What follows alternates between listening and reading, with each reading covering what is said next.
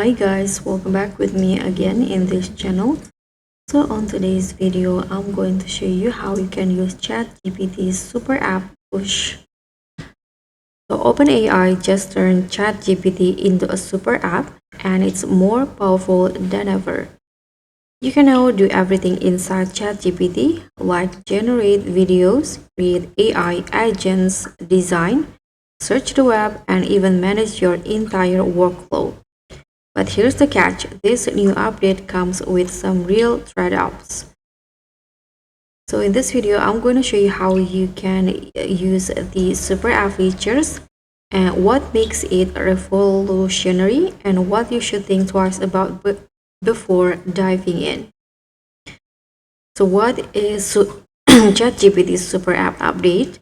The latest ChatGPT update basically transformed it into an all-in-one AI ecosystem. So now you can build your own AI agents, use web browsing for live info, access docs, files, and memory, and connect third-party apps.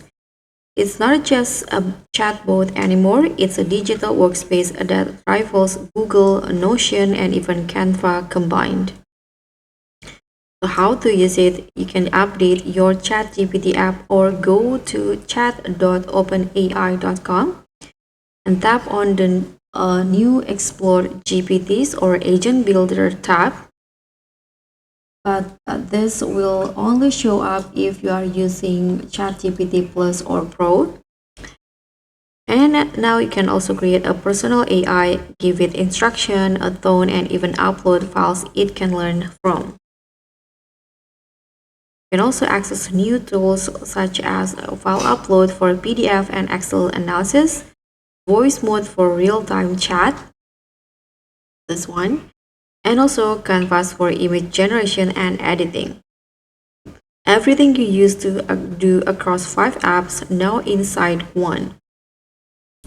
And why it's a game changer? This is massive for creators, students, and businesses. It's like ChatGPT is becoming your operating system for creativity. But here's the part nobody talks about. So with great convenience comes trade-offs. So every prompt, file, and image you create can help OpenAI improve its models, which means data collection is part of the deal.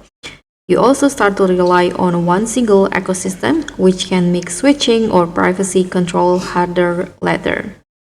It's not necessarily bad, but it's something users should be aware of. So how to stay smart with it? You can turn off the chat history if you're handling sensitive data. Don't upload confidential or client informations.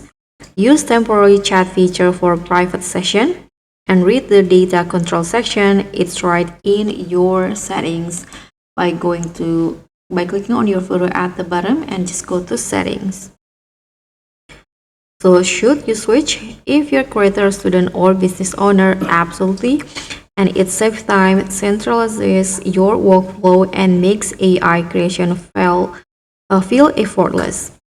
Just remember, power and privacy always come as a package deal. So use the tools, but own your data. So that's how you can use ChatGPT's new super app and what it really means for your data, creativity, and future workflow. If you found this helpful, hit like, subscribe, and also click on the thanks for watching, and I'll see you all in the next